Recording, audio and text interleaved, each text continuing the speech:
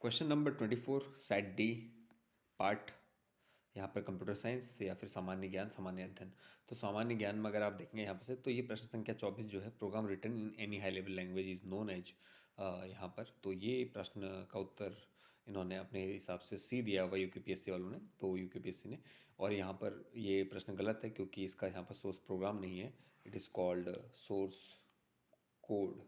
ये source code होता है ना कि प्रोग्राम और कोड में बहुत अंतर है। ये साफ साफ लिखा गया है एनसीईआरटी की जो है बुक से, उसमें है। तो मैं उसका भी जो भी है शॉर्ट आपके सामने अभी यहाँ पर पेश करूँगा।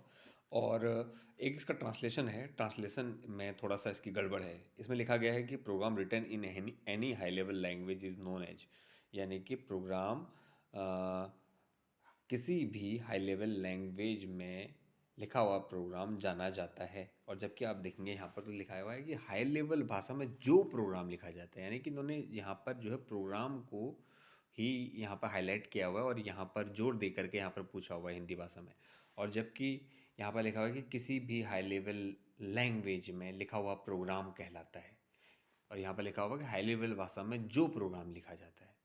तो जो प्रोग्राम लिखा जाता है तो उसको सोर्स कोड कहते हैं वैसे तो, और ये सोर्स प्रोग्राम है। और एनसीईआरटी क्लास 5 के अनुसार में वो सोर्स कोड है according to the standard books.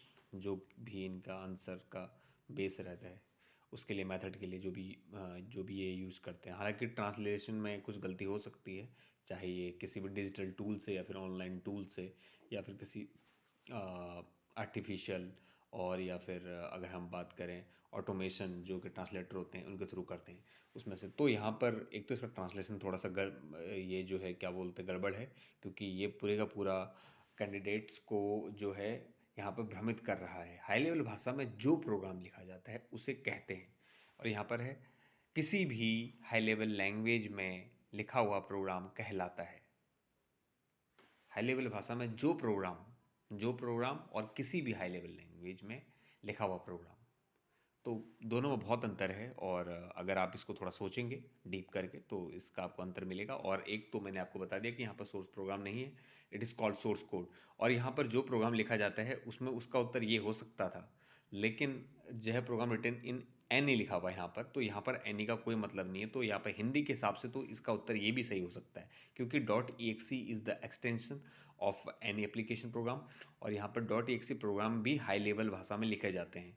तो यहाँ पर हिंदी में ये थोड़ा सा यहाँ पर इनके और इसके बीच में आप में जो है कन्फ्यूजन पैदा करेगा। जबकि अंग्रेजी में अगर आप कहें अब करेंगे तो ये सोर्स यहाँ पर कोड होना चाहिए था अंग्रेजी के हिसाब से भी, यहाँ पर प्रोग्राम नहीं होना चाहिए था। अंग्रेजी में जो बात कही जा रही है उसमें इस चीज़ को बहुत ही आसानी से पकड़ लेंगे हम लोग एक स्टेप से। तो यहाँ पर वैसे भी इंग्लिश के हिसाब से भी ये चीज़ गलत है, ये सोर्स प्रोग्राम नहीं होता है, यहाँ पर सोर्स कोड होता है, और जो कि एनसीईआरटी के बुक्स में लिखा हुआ है। ये जो कि मानक मानते हैं एक। Thank you. अगर इसमें अगर आप देते हैं प्रत्यावेदन तो प्रत्यावेदन देने में तो कोई दिक्कत नहीं है। बाकी आयोग इसमें क्या मानता है, लेकिन उनको भी ये बात महसूस होगी कि यहाँ पर एक गलती हुई है। यहाँ पर सोर्स प्रोग्राम नहीं, यहाँ पर सोर्स कोड